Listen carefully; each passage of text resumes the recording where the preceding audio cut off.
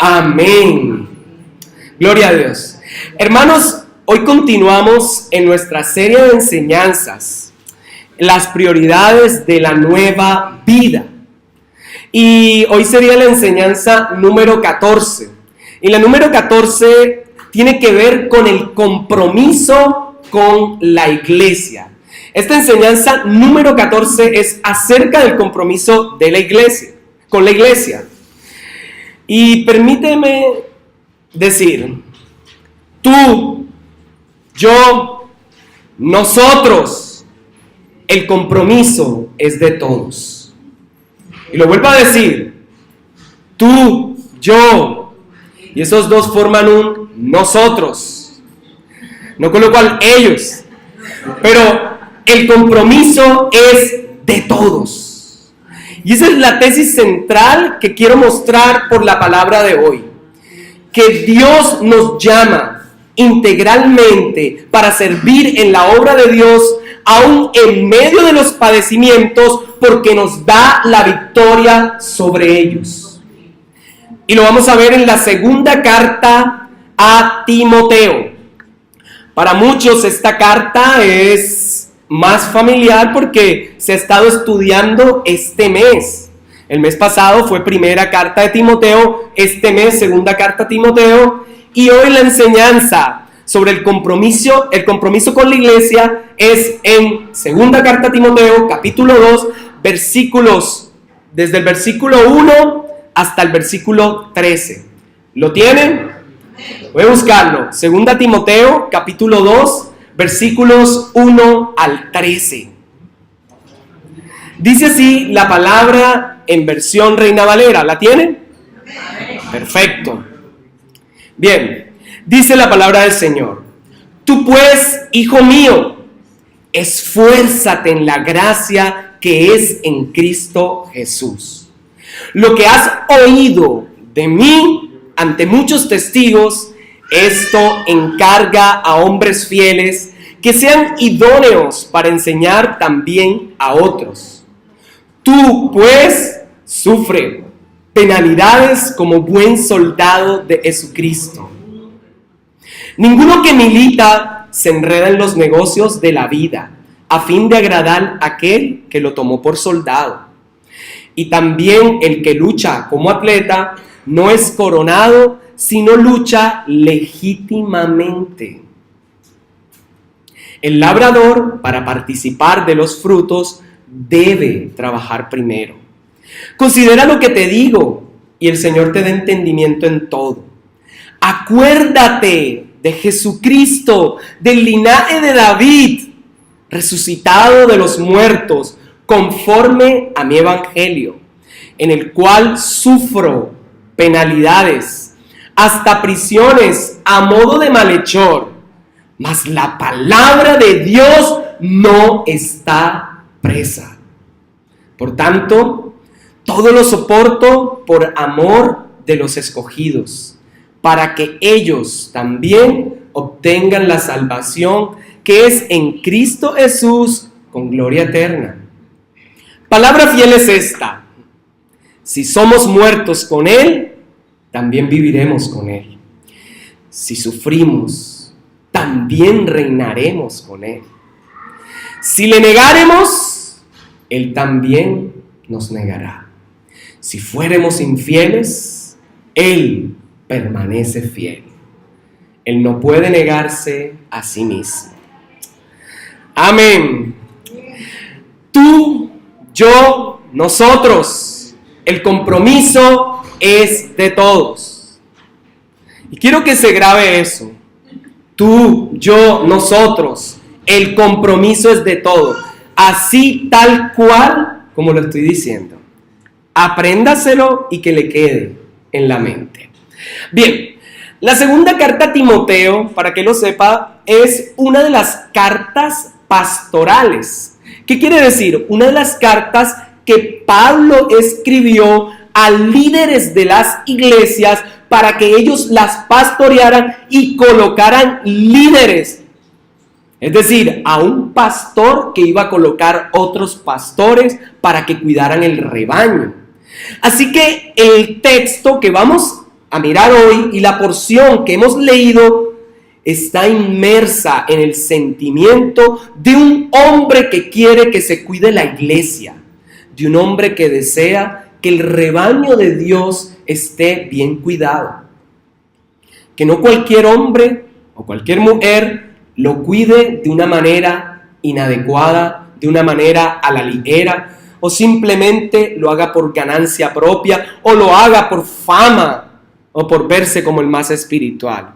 Aquí Pablo le dice a Timoteo que se encargue de colocar personas que sean competentes. Aquí Pablo le dice: esfuérzate en la gracia que es en Cristo Jesús. Lo que tú aprendiste de mí, enseña a otros. Es decir, es un compromiso lo que vamos a encontrar aquí.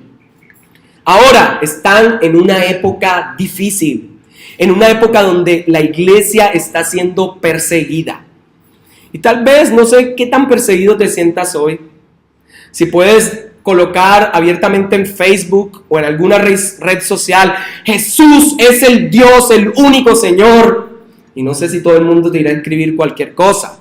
O si tú escribes: no estoy a favor del aborto, estoy a favor de las dos vidas, estoy a favor de la adopción. No sé qué te vayan a decir. O si escriba: yo creo que robar es pecado. No sé si te vayan a insultar por decir eso. Yo creo que la palabra del Señor nos muestra que ni los adúlteros, ni los ladrones, ni los afeminados y todo lo que sigue diciendo, lo colocarías en la red social y ¿qué provocaría? Probablemente sería un estrago, solo por nombrar lo que dice la palabra, solo por nombrarlo. Entonces, hay diferentes formas en las cuales hoy uno puede ser perseguido. Y a lo largo de la enseñanza vamos a ver algunos ejemplos. Porque, hermanos, tú, yo, nosotros, el compromiso es de todo. En la primera carta a Timoteo, el propósito de Pablo es darle unas normas, unos mandamientos y consejos a Timoteo para que toda la comunidad camine en rectitud. Hay precaución contra los falsos maestros.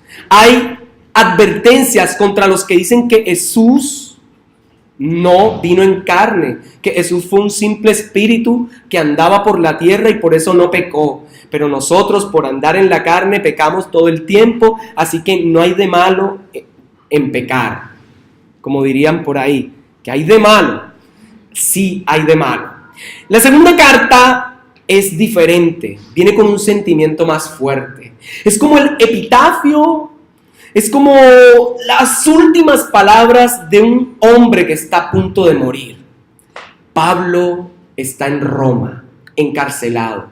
Nadie lo está acompañando, solo Lucas, porque todos los demás lo han abandonado y hay otros que están trabajando en misiones. Así que es una carta con un sentimiento profundo. Imagínense las últimas palabras de un hombre y quiere recomendar a su discípulo amado, le llama hijo, como era costumbre en esa época, y le dice con todo el sentimiento: estas son mis instrucciones finales. Esfuérzate, Timoteo. Entonces, el poder que tiene esta segunda carta es el poder de un hombre que está a punto de morir y quiere enseñarle todo, tal vez embutirle a Timoteo todo lo que tiene para que él pueda defenderse y para que la iglesia pueda defenderse. Hermanos, de nuevo les digo, tú, yo, nosotros, el compromiso es de todos. Y así como he leído esto, el texto podemos dividirlo de tres formas. Un gran tú. Mire su Biblia, versículos 1 al 8. Hay un gran tú, versículos 1 al 8. De hecho, encuentre que casi todo lo que dice tú. Versículos 9 al 10, hay un yo. ¿Y el yo es quién? Pablo, el tú es Timoteo. Pero los versículos 11 al 13 finalizan con un nosotros. Así que lo vamos a ver con esos tres pronombres, cómo la palabra de hoy quiere llevarnos a un compromiso con su iglesia, con Cristo, a pesar de los tiempos de crisis, a pesar que como soldados tengamos que sufrir, a pesar que como atletas nos toque esforzarnos para ganar el premio, a pesar que como obreros, agricultores del Señor, nos toque llevar sol, agua, lluvia, con tal de ver su cosecha. Después del gran incendio de Roma en el año 64, ahora nos ubicamos todavía más exactamente en la época, los sufrimientos y las aflicciones que se pensaban que eran apocalípticas, escatológicas, lejos en el futuro, pasan a ser algo cercano, real y palpable para la iglesia. Todo lo que advirtió Jesús sobre las persecuciones, sobre las dificultades, sobre ojalá no esté una mujer en esa época encinta, porque habrá que correr, empieza a cumplirse ahí. Y es en ese momento tan crucial donde Nerón, del cual se deriva el nombre hoy de todos los perros rabiosos, mostrando cómo era Nerón, implacable, ese Nerón incendió Roma y le echó culpa a los cristianos y la volvió a reedificar, todo para hacer un falso positivo y acabar con los cristianos. Hoy en la iglesia también hay falsos positivos. También hay muchos que con tal de ver números grandes le dicen a cualquiera: ven y entra, y una vez pases por la puerta, como pasaba hace 1700 años, ya eres cristiano solo por entrar. Pablo nos va a mostrar que no es creyente el que pasa por la puerta de una iglesia, que no es hijo de Dios el que pasa y reposa tras las paredes, sino es aquel que tiene a Cristo, que cree en Él y vive para Él, perseverando por Él.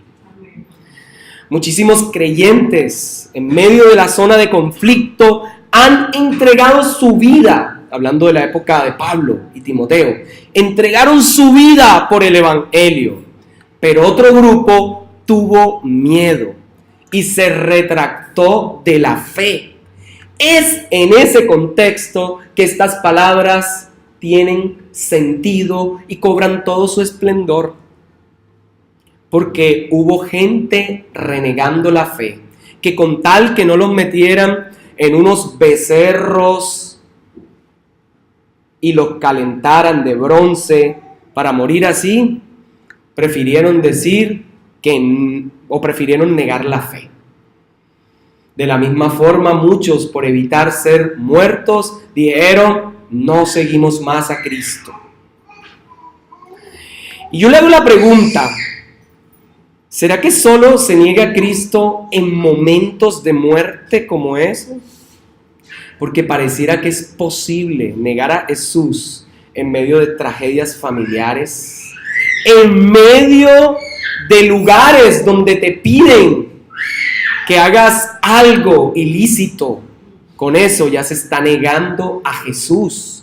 Cuando te dicen: pero es que pasa esto por tanto. No sé si han visto el escándalo del director del tránsito y toda su cúpula estos días, y los contratos falsos, y uno que está por allá en Estados Unidos. Bueno, así también se niega la fe. Así que, hermanos, Pablo, la única forma que se le ocurre es llamar a Timoteo y decirle: mantente fiel, que tu compromiso sea con el Señor, que tu compromiso sea legítimo. tomando el ejemplo de Cristo, quien lo soportó todo para que fuésemos salvos, y mirando el ejemplo de Pablo, quien en esa época sufría la cárcel, pero la palabra de Dios no estaba presa. Así que, como les dije, empecemos por tú. El compromiso es tuyo. Y esto se lo dice Pablo a Timoteo, y esto se lo digo yo a ustedes. Tú, el compromiso es tuyo. O el compromiso es suyo, como más le guste. O usted, el compromiso es de usted. Lo primero que coloca aquí en los versículos del 1 al 8 es el tú. Pablo exhorta a Timoteo con 8 mandamientos. Esfuérzate, encarga, sufre, no te enredes, lucha, trabaja, considera y acuérdate. Con esos 8 imperativos le va a rogar a Timoteo, le va a pedir, va a exhortar a Timoteo a que se mantenga firme en la fe. Y estos imperativos son un encargo del apóstol que ha corrido bien la carrera hacia su discípulo que debe militar como buen soldado en la obra de Dios y que debe encargar a hombres fieles que se encarguen de trabajar en la huerta del Señor, su iglesia. Y quise repetir la palabra encargar, porque eso es lo interesante.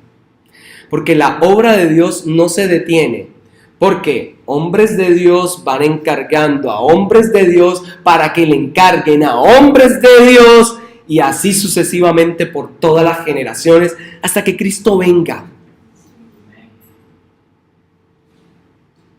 Un día fui encargado por alguien que me encargó. Ustedes son encargados porque Cristo les ha encomendado. Muchos desde su niñez, otros desde su adolescencia, otros estando adultos. Muchos en este lugar han sido encargados. Hermanos, Dios tiene un encargo. En el caso específico de Timoteo, era cuidar la iglesia del Señor. Ahora, muchos aquí no son pastores, pero sí son líderes. Y sí se encargan también de su familia. Así que ustedes pastorean también su familia.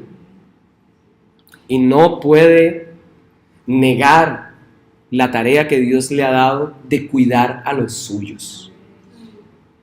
Pero también dentro de la iglesia tiene funciones, algunos con las damas, otros con los jóvenes, otros con los niños, otros con los servidores, otros con la alabanza. Pero cada uno en el lugar donde Dios le puso. Otros animan a los caballeros. Y cada uno en el lugar que Dios le colocó debe, en el compromiso que Dios le dio, trabajar y esforzarse. El primer imperativo, versículo 1, revise, es el que sirve de pilar y que atraviesa toda la enseñanza. Y es esfuérzate. Ese es el primer gran imperativo. Esfuérzate. Pero esfuérzate ¿en qué cosa? En la gracia que es en Cristo Jesús. Ahora, ¿qué significa esforzarse en la gracia? ¿Será? ¿Sí? Esfuérzate en la gracia. Complejo cuando uno piensa, pero ¿qué es gracia en este texto, Pablo? ¿A qué te refieres con gracia? En algunos lugares coloca como el encargo o como por las bondades de Dios que te ha encargado. Pero es interesante que lo primero que aparece aquí es esfuérzate. En otras palabras, fortalécete por la gracia que tenemos en Cristo Jesús. O en el lenguaje actual sería, pídele fuerzas a Dios para soportar cualquier cosa. Para soportar cualquier cosa. ¿Cuántos necesitan fuerzas para soportar? Hoy el Señor te las va a dar y no vas a salir de aquí sin nuevas fuerzas. Eso te lo aseguro. Así que pídele al Señor fuerzas para que puedas soportar cualquier cosa. Entonces Pablo le da a su hijo un refrigerio en medio de tiempos violentos, en medio de tiempos de persecución, donde entraban a las casas y los arrastraban para hacerlos antorchas humanas, para iluminar todas las calles. ¿Sí? ¿Alguna vez la iglesia de Cristo, así suene fuerte, sirvió como alumbrado público? ¡Qué crueldad! ¿Saben por qué? Porque confesar que Jesús es el Cristo, que el Señor Jesús es el ungido, cuesta, tiene un costo altísimo.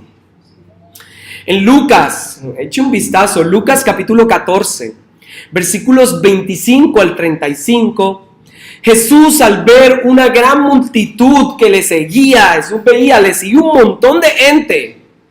Él se vuelve a ellos, como que mira hacia atrás, porque sabe que es gigante, Lucas 14, 25 al 35, y les dice: si alguno quiere venir, si alguno viene a mí y no aborrece a su padre y a madre y a mujer e hijos y hermanos y hermanas y aún también su propia vida, no puede ser mi discípulo.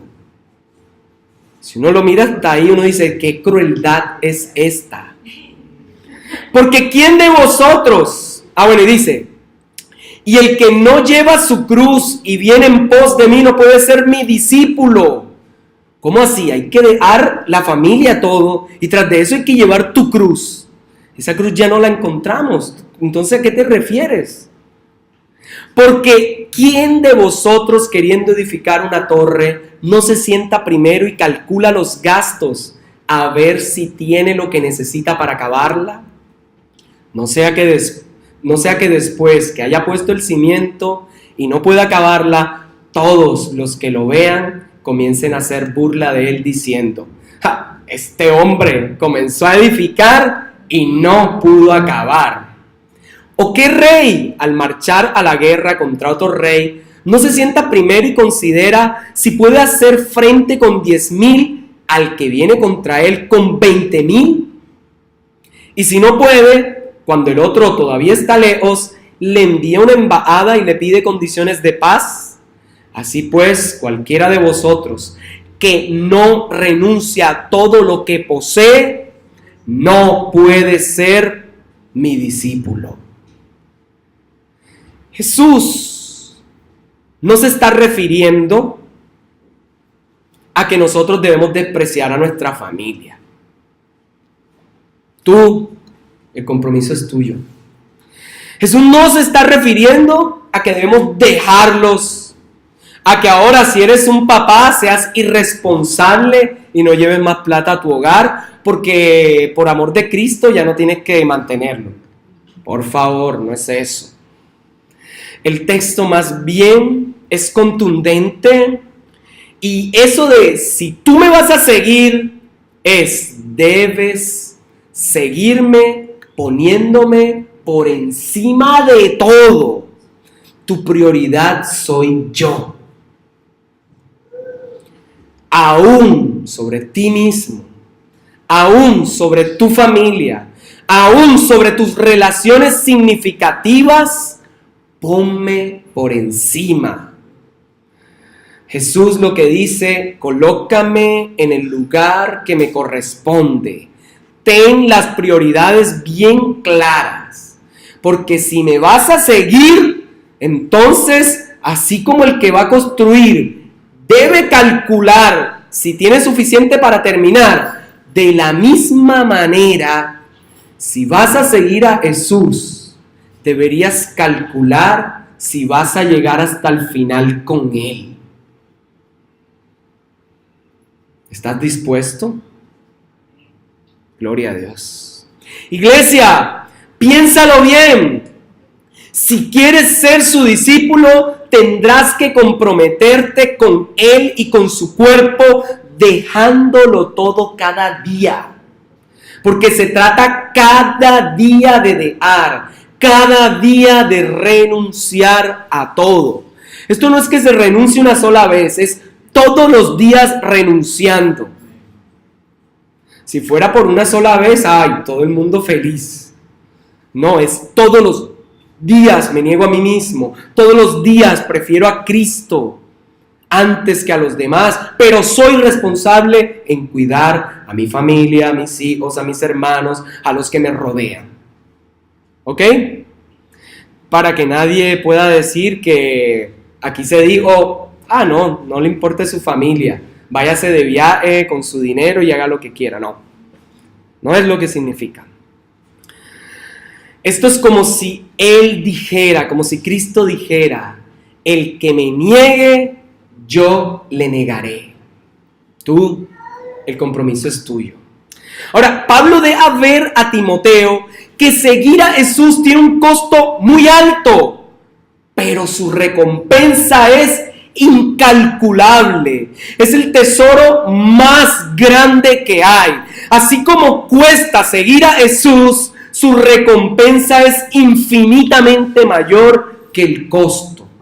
Por eso vale la pena seguir a Jesús, porque su gloria no tiene comparación y su reino es incalculable. Es como la perla de gran precio que un mercader la vio y la compró porque sabía que era lo mejor. Es como el terreno que tiene un tesoro escondido, que aunque todo el mundo dice, eso no vale nada, ¿para qué lo va a comprar? Él, así sea, vende su casa, vende todo, porque sabe que es una inversión segura. Cristo es tu mejor inversión.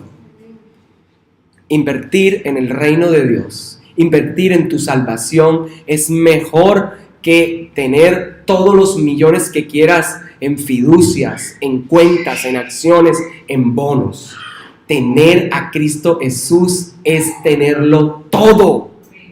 Gloria a Dios. Entonces el evangelio, hermanos, es peligroso porque ser fiel a la cruz abre las puertas hacia la posibilidad de ser despreciado, a la posibilidad del rechazo, que ya no te miren igual, a que hasta los que tú quien más amas te digan, vea usted, ahora te volviste aleluya, vea usted, estás loco. Hermanos, esto implica que te acusen de que tal vez estés metido en cuentos y fábulas. Tal vez te digan ignorante. Tal vez si estás trabajando en el ámbito académico te digan, pero tú eres ignorante, Dios no existe. O tal vez te digan que eres un loco. O de alguna religión te digan, eres un hereje. Ustedes son separados de la iglesia verdadera. Tal vez te va a costar que te deshereden.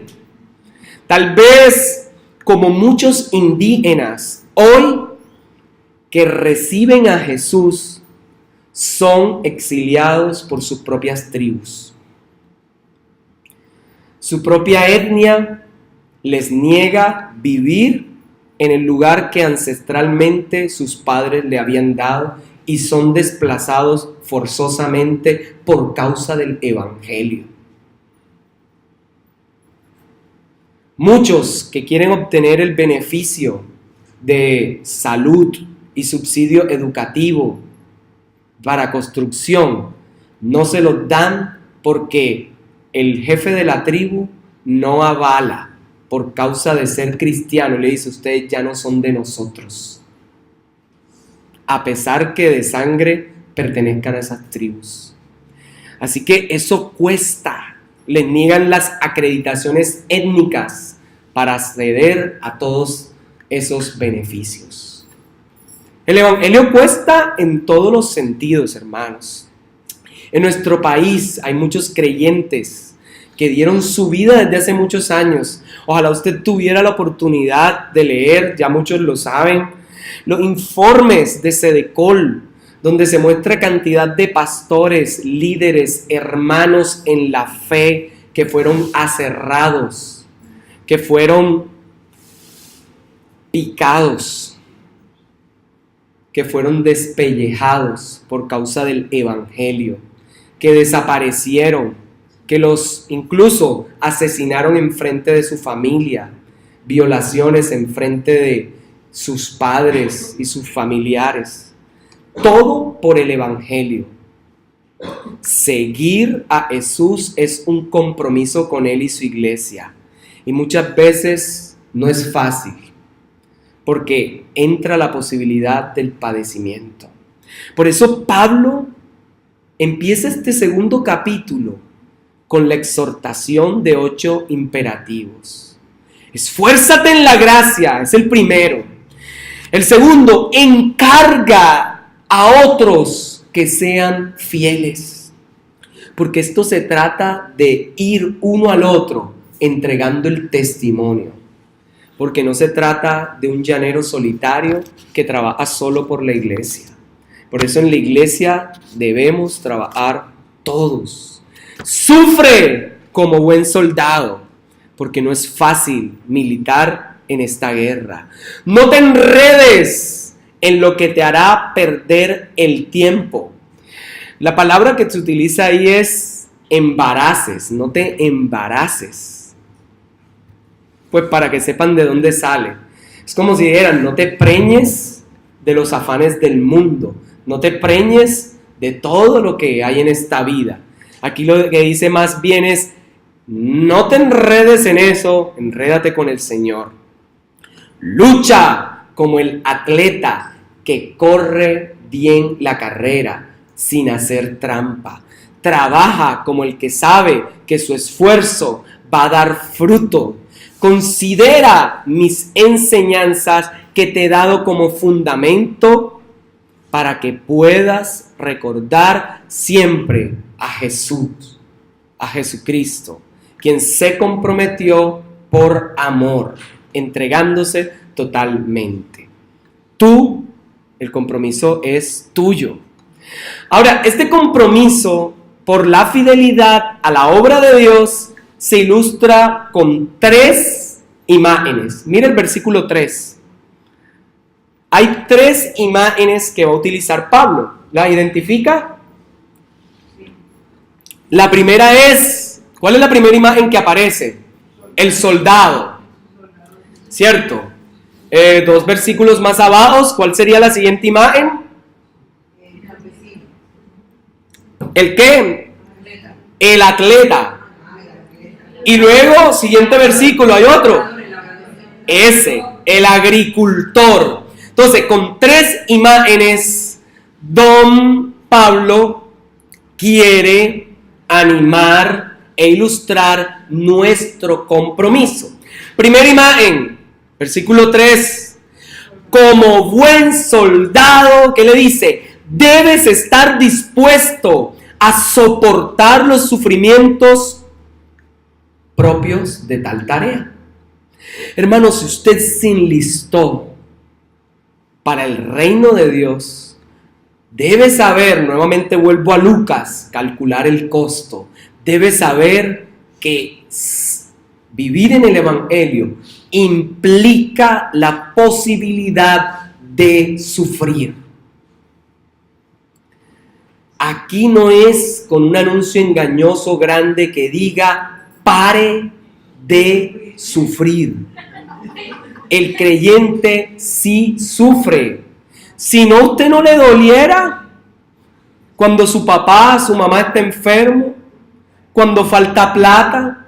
A usted no le doliera cuando fallece un familiar querido. ¿A usted no le doliera cuando la situación económica o en el trabajo se hace difícil? Claro que sí hay sufrimientos. El evangelio abre esa puerta. Como miembro del cuerpo de Cristo, debes estar dispuesto a padecer como Él padeció. Miren, es que lo extraordinario es esto.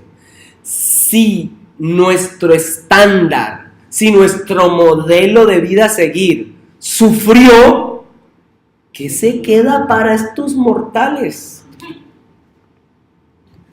Probablemente tengamos que sufrir en algo. Eso es lo primero que dice. Si eres un soldado, entonces debes estar preparado. Pero hay momentos en que estarás tranquilo, feliz, relajado. Pero tienes que estar preparado. Segunda imagen, como atleta, debes competir de la forma correcta, sin trampa, justa y legítimamente. Si no, no recibirás la corona. Ahora aquí ya hay un premio. Corre de tal manera que te ganes el premio. Pero la palabra que usa aquí es lucha. Entonces uno dice, pero ¿por qué decidió el traductor? La mayoría de las traducciones, todas coinciden en luchar. Luchar. Uno dice, pero ¿por qué? Porque es que hay que prepararse para la carrera. Porque hay que estar en la condición física que requiere tal esfuerzo. Porque hay que tener el físico, porque hay que practicar, porque hay que hacer todo lo posible para llegar a la meta. Porque hay que correr de tal forma que ganemos esta carrera. Y esta carrera no es de 100 metros plano, no es de velocidad. Esta carrera es de fondo, es de resistencia. Por eso la palabra que usan es perseverancia. ¡Wow! Diga ya.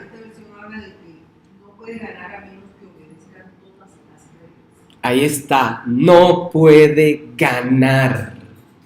Hermanos, a luchar por la justicia. Eso era algo que aparecía. Hermanos, el Señor nos está llamando a luchar como atletas. Tercera imagen, ¿cuál es? El labrador. No el perro, hay un perro, sino el agricultor, el que labra la tierra y trabaja por ella. Ahora dice, como agricultor debes trabajar primero. O sea, ¿qué agricultor quiere tener 20 hectáreas de yuca y no siembra nada? ¿Va a aparecer eso mágicamente? No creo que ningún duende se aparezca y ponga los tallitos de yuca. No. Le toca a él mismo primero preparar la tierra, abonarla, y si hace poco pues hubo un cultivo, quitar todas las raíces que quedaron, nitrogenarla si es necesario, pero le toca preparar la tierra, luego sembrar los tallitos de yuca y colocarlos bien, que si los coloca mal, ahí no sale. Y luego esperar el tiempo, que el sol, la lluvia, el clima haga lo suyo. Pero si llueve más de lo que debe, ¿qué pasa con la yuca? Pues por ahí tienen una palabra. Se daña, sale rucha. Es la palabra.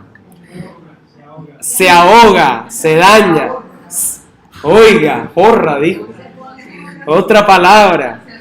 Cada vez siguen saliendo más palabras del pueblo. Ok, bien, entonces se daña.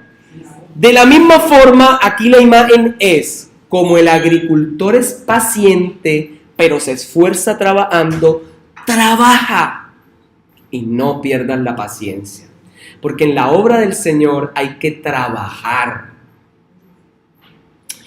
Pero Pablo, uno puede preguntarle, ¿cómo se sufren las penalidades? ¿Cómo soportar para vencer? ¿Cómo lucho la carrera y puedo ganar el premio? ¿Cómo puedo trabajar arduamente para comer de los frutos? Si eso es difícil, aquí, para que tú puedas soportar, diría don Pablo, luchar y trabajar, le dice, miren los siguientes versículos, acuérdate de Jesucristo, del linaje de David, ¿y qué? Resucitado de los muertos. Acuérdate de Jesucristo que vive y reina. Vive y reina. Versículo 8, mírenlo. Es una exclamación imperativa. Acuérdate de Jesucristo. Según la buena noticia que yo enseño, Jesús era de la familia del rey David y aun cuando murió, resucitó. Entonces el mandamiento de este versículo es: acuérdate, recuerda a Jesucristo. Ahora, comparen el versículo 8. Ahí utilizan Jesucristo, pero compárenlo con la palabra que aparece en el primer versículo. ¿Cómo llama a Jesús? ¿Hay alguna diferencia entre Cristo Jesús y Jesucristo? Pareciera que no. Pero uno dice, ¿pero por qué? Bien, en nuestro idioma es el que se une la palabra Jesucristo. En el griego van separadas. Jesús, Cristo. Jesús, ¿cierto? Es el Salvador, el Señor. Cristo es el ungido, el Mesías. El hecho de que aparezca ahora en primer lugar Jesucristo quiere poner de antemano no solo su humanidad, sino que fue Él el que padeció como hombre y fue capaz de resistirlo todo. Eso es interesante. Timoteo, para ti no es una opción, ni mucho menos una posibilidad. Es un imperativo que en medio de cualquier situación te acuerdes de Cristo. Hermano, usted quiere fortaleza en tiempos de crisis, acuérdese de Jesucristo. ¿Cómo padeció? ¿Cómo murió? Pero resucitó. Y si Cristo resucitó, usted y yo resucitaremos. Y si Cristo padeció, padeceremos. Pero aquí aparece del linaje de David, como diciéndonos, Él es rey. Eso significa que Él es Señor sobre todo. Cuando sufras las penas que padece el soldado y quieras desmayar, cuando luches como atleta y estés cansado y no puedas seguir, cuando tengas ganas de tirar la toalla porque el entrenamiento es muy difícil, cuando trabajes tan arduamente que los elementos sean inclementes contigo, acuérdate de Jesucristo, acuérdate de Él. Si hoy quieres vivir tranquilo, y vivir tranquilo no me refiero a que no tengas problema. Si hoy quieres tener la paz de Dios que sobrepasa todo entendimiento, acuérdate de Él. Acuérdate de Él siempre. Al inicio de este capítulo, lo dije, se ha escrito Cristo Jesús. Pero ahora en el versículo se escribe Jesucristo. Se abre el tú con Cristo Jesús y se cierra el tú con Jesucristo. La intención es usar a Jesucristo para llamar la atención de Timoteo, para recordarle que los sufrimientos de Cristo fueron en carne y hueso. A Jesús le costó, le dolió salvarte, pero a su vez, paradójicamente, se deleitó en hacerlo para salvarlos. Pero eso también nos muestra que Jesús, a pesar del sufrimiento, recibió toda la gloria. Y aquí viene lo grandioso con lo cual quiero animarte. Amados, Jesús se humilló antes de ser exaltado. Y muchas veces queremos ser exaltados sin pasar por humillación. Jesús fue despojado antes que toda potestad le fuera dada en el cielo y en la tierra, en Mateo 28 al final. Y eso pasó fue después de la resurrección. Jesús fue cordero antes que león. Jesús lavó los pies antes que todo fuese colocado bajo sus pies, bajo su autoridad. Jesús fue insultado, injuriado, blasfemado antes de ser alabado y que en Apocalipsis toda lengua y toda nación le glorifique. ¿Por qué queremos nosotros pensar que en esta vida todo es larán, larito, que todo está bien? Hermanos, Dios nos fortalece en medio de la dificultad. Y Dios sabe que sí hay dificultades, pero Él te da la victoria. Yo quiero que grabe eso. Tú tienes la victoria porque Cristo te ha dado la victoria. Tú vives porque Él vives. Y reinarás porque Él ya reina por los siglos de los siglos. Tienes vida porque Él murió y resucitó. Así que no te olvides de eso. Como Pablo le dijo a Timoteo, recuerda. En cualquier momento no se te olviden esas palabras.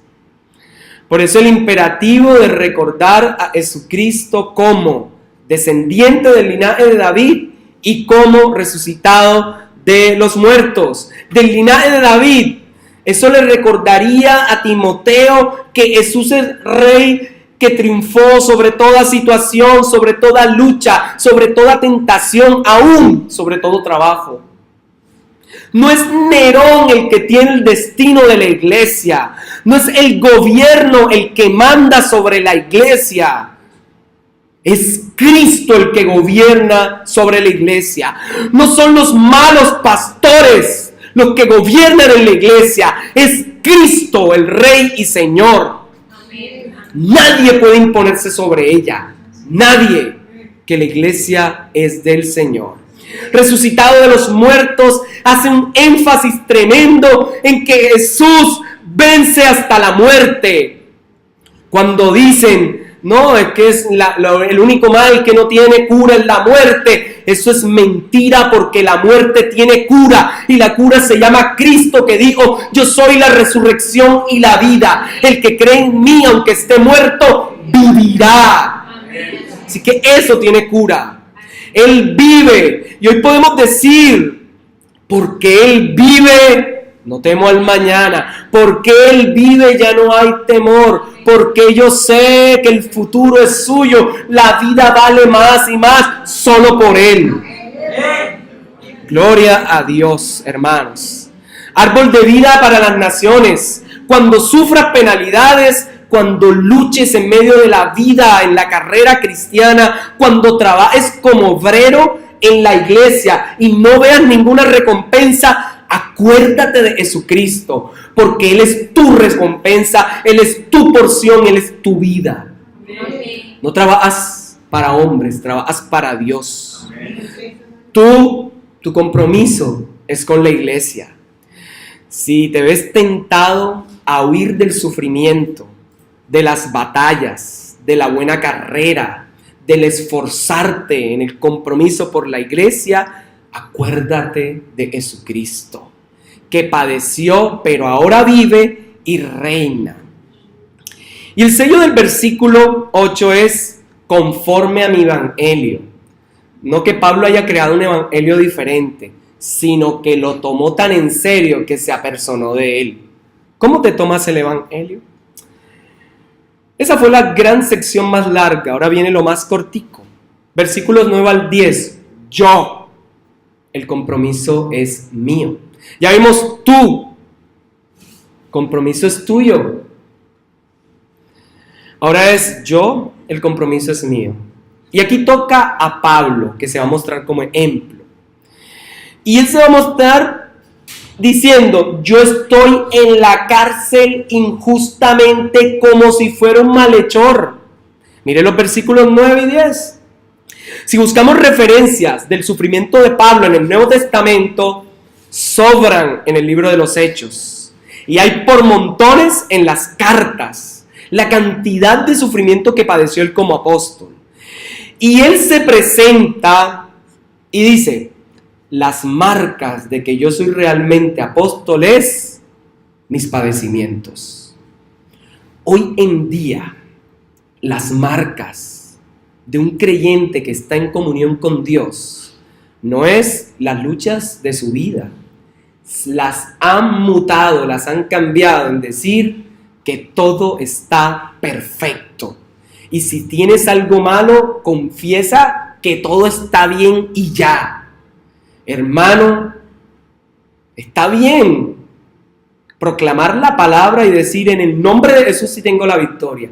Pero está mal que reconociendo que tienes un problema, te hagas, perdonen la expresión, te hagas el loco diciendo que no tienes nada. Si necesitas ayuda, pídela. No se quede callado, pida ayuda.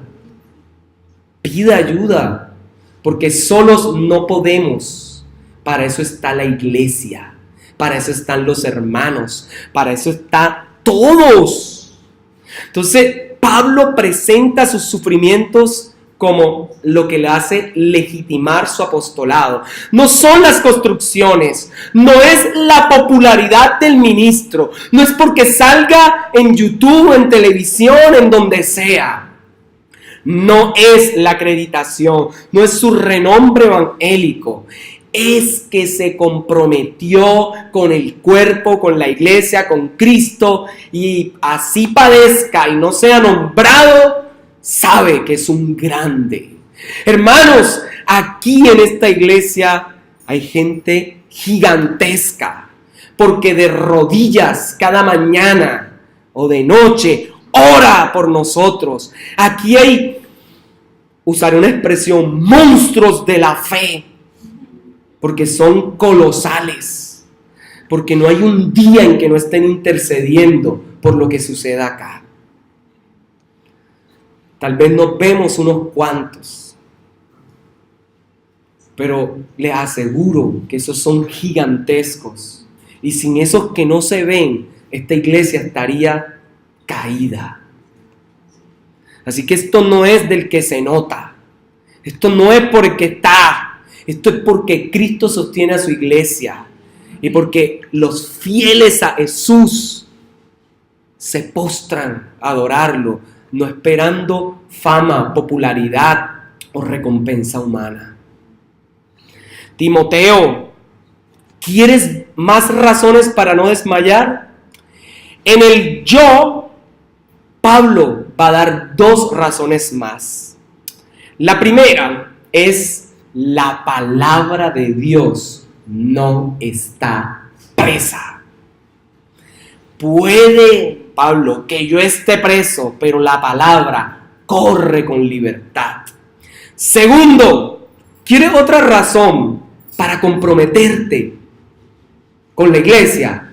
Bien, para que se salven sus escogidos, su iglesia. 2 razones más. La palabra de Dios no está presa para que se salven sus escogidos. Y ahora aquí viene lo bueno. La palabra de Dios no está presa. Pablo dice, aunque yo esté preso, la palabra de Dios no lo está. A mí pueden encadenarme, pueden callarme, pero así sea, gritaré tras los muros. Iglesia, ¿qué más ánimo puede recibir Timoteo que saber que pueden encarcelarnos a nosotros, pero la palabra de Dios es viva y eficaz? La palabra de Dios seguirá produciendo vida en todo aquel que la escuche, así se esté en la plena cárcel. ¡Qué belleza! Si algo como pastor a mí me anima en el job a seguir luchando, a exponer con fidelidad la palabra de Dios, a pesar de los sufrimientos que conlleve, es que ella correrá con libertad y hará en usted y hará en mí el propósito para el cual fue enviada, porque la palabra de Dios no vuelve vacía, y el Espíritu de Dios traerá a nuestra memoria la palabra cuando la necesitemos. Tú has vencido, porque Cristo venció. Hermanos, así ha sido en la historia de la iglesia desde su origen. El enemigo ha usado artimañas, pero la palabra de Dios seguirá libre. El compromiso es mío. Segundo, para que se salven los escogidos. Y aquí voy a decir algo que tal vez a muchos, de pronto no acá, pero en otros lugares no va a gustar.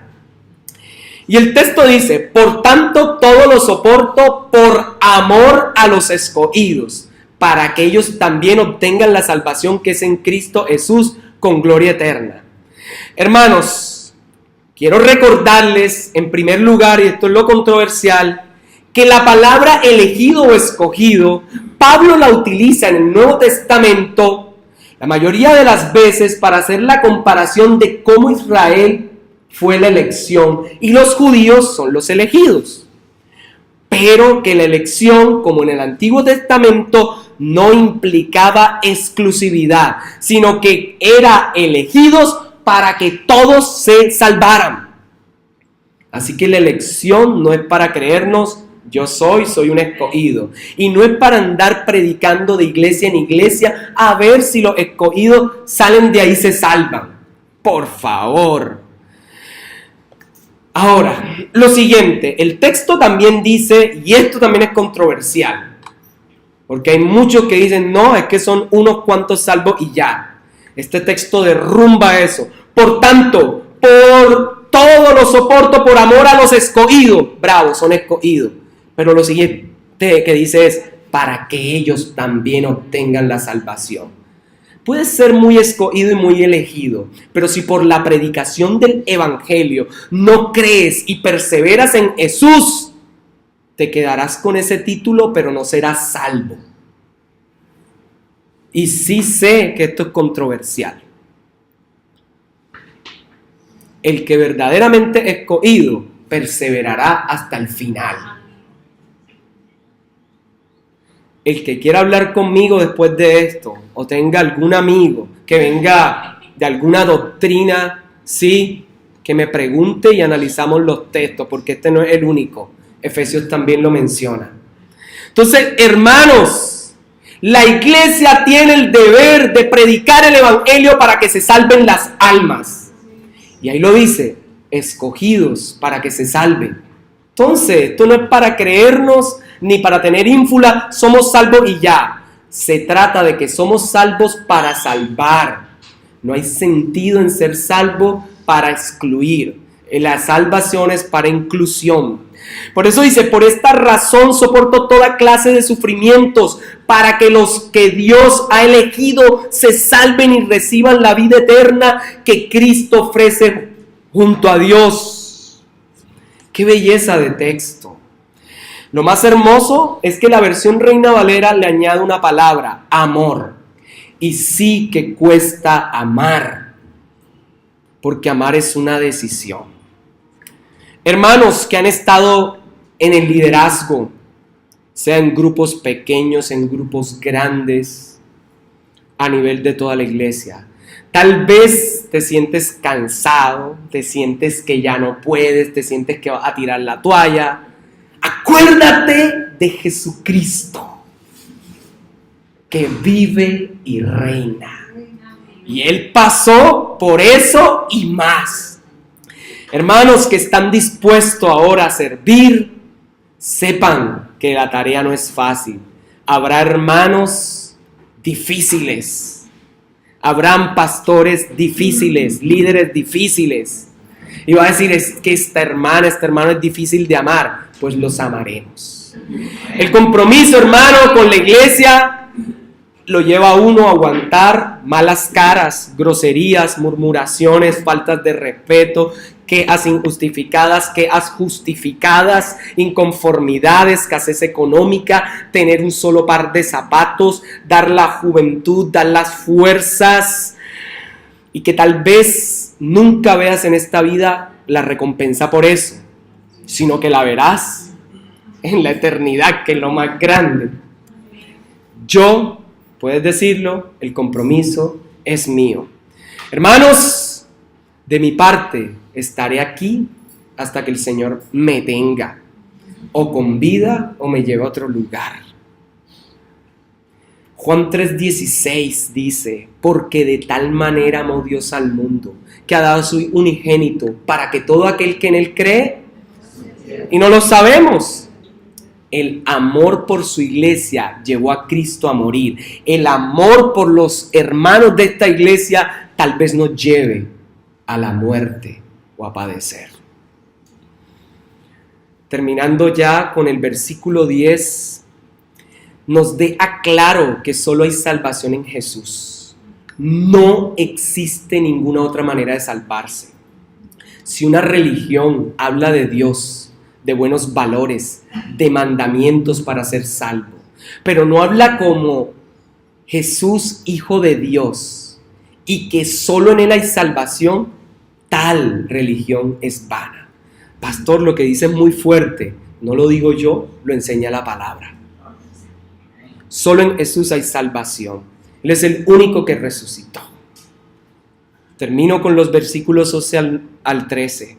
Nosotros, el compromiso es nuestro. Este texto termina con un himno precioso, que son estos versículos. Y el himno empieza con una pequeña frase que por quinta y última vez, porque Pablo estaba a punto de morir, escribe: palabra fiel es esta. Es la última vez que Pablo escribe esto. ¿Y cuál es la palabra fiel? Bien, son dos cosas, dos promesas y dos advertencias. Dos promesas: si somos muertos con Él, también viviremos con Él. Grandioso. ¿Cuál es la otra promesa? Esa nos gusta. Si sufrimos, gusta la segunda parte, también reinaremos con Él. Las dos promesas son interesantes, pero las dos advertencias: si le negáremos, terrible. Y la segunda advertencia: si fuéramos infieles, Él permanece fiel. Él no puede negarse a sí mismo.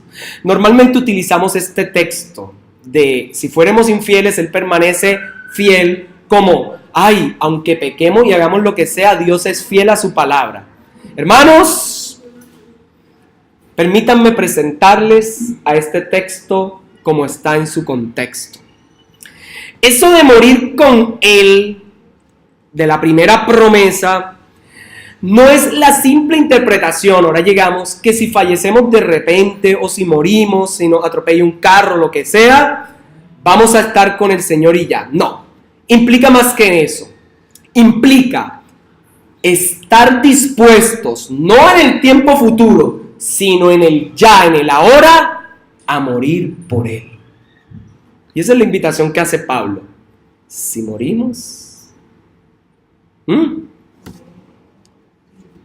viviremos. Esto es interesante. Si somos muertos con Él, también viviremos. Entonces, esto es precioso. Esto es precioso. Con Cristo hay que estar dispuesto. ¿Se acuerdan cuando leímos Lucas? Dejar padre y madre, lo que sea. Con Cristo hay que estar dispuesto hasta la muerte. Les dejo tarea, 1 Corintios 15:31. Os aseguro, hermanos, por la gloria que de vosotros tengo en nuestro Señor Jesucristo, que cada día muero. 2 Corintios 4:10, llevando en el cuerpo siempre por todas partes la muerte de Jesús. Pablo lo que dice es: soy un muerto viviente. Los zombies sí existen. Pareciera ser que los creyentes hemos muerto al pecado, pero vivimos a Él. ¡Qué belleza! Si aguantamos, si sufrimos, debemos perseverar para reinar con Él.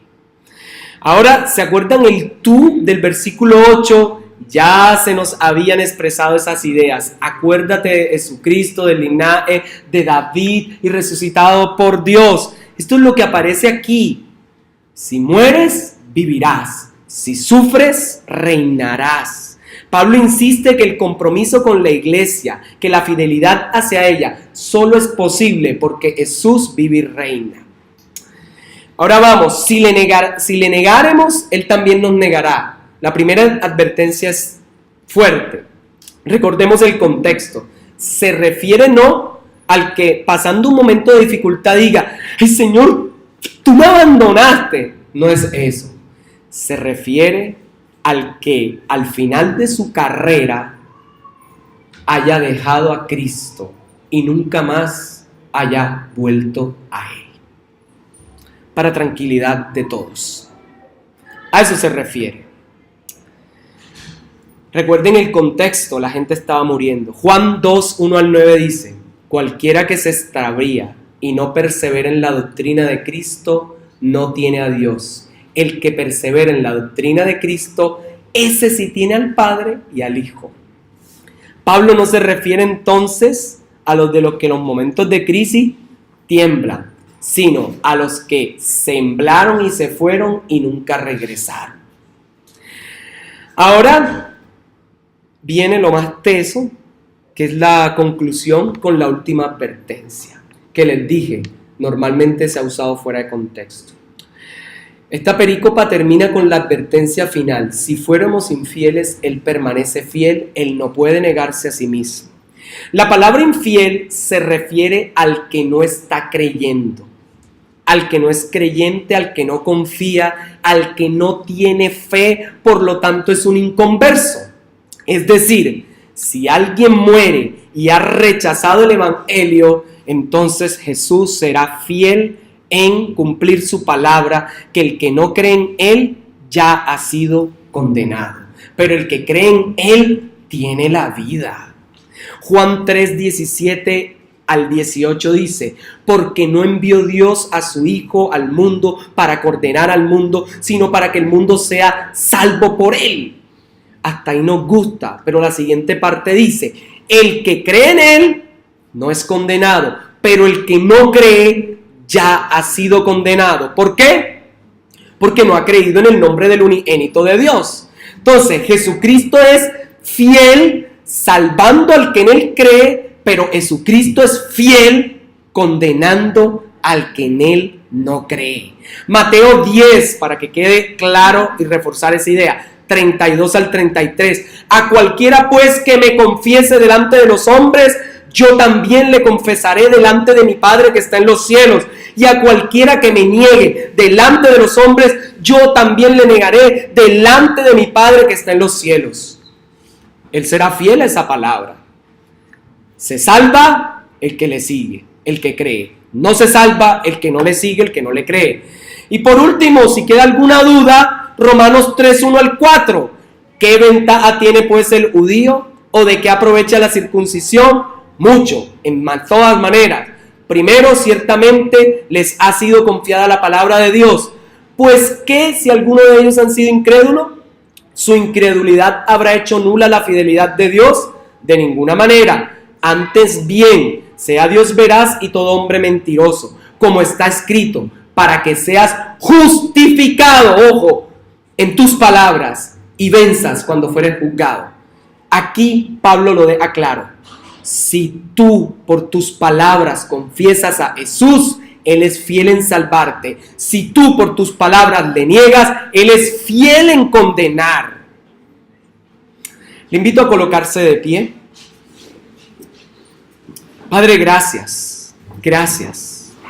Porque cuando estemos, Señor, sufriendo como soldados por causa de Cristo, cuando como atletas estemos luchando, Señor, por el premio, cuando como agricultores estemos comprometidos, trabajando arduamente por la iglesia del Señor para poder ver los frutos, tú nos llamas a mantener nuestro compromiso, acordándonos que Jesús vive y reina, que Jesús vive y reina. Señor, ayúdanos a tener siempre presente que nunca estará presa su palabra, que correrá libre y dará vida, que cumplirá el propósito para el cual ha sido enviada. Señor, ayúdanos a recordar que si morimos contigo, viviremos contigo. Que si sufrimos contigo, reinaremos contigo, Señor. Señor, en Juan 15 nos enseñas: no me leísteis vosotros a mí, sino que yo os leí a vosotros. Y os he puesto para que vayáis y llevéis fruto, y vuestro fruto permanezca, para que todo lo que pidiereis al Padre en mi nombre, Él os lo dé. Y gracias por el mandamiento, que nos amemos los unos a los otros. Si el mundo nos aborrece, sabremos, Señor, que a ti te han aborrecido también. Y si fuéramos del mundo, el mundo amaría lo suyo y nos amaría. Pero como no somos del mundo, el mundo no nos ama. Y el siervo, Señor, sabemos que no es mayor que su Señor. Por eso sabemos que así como fuiste perseguido, a nosotros nos perseguirán. Así como sufriste, nosotros sufrimos. Pero así como reinas, reinamos. Así como vives, nosotros vivimos, Señor. Gracias porque nos enseñas el compromiso con la iglesia y nos das ánimo para seguir adelante a través de tu preciosa palabra. Gracias, precioso Señor.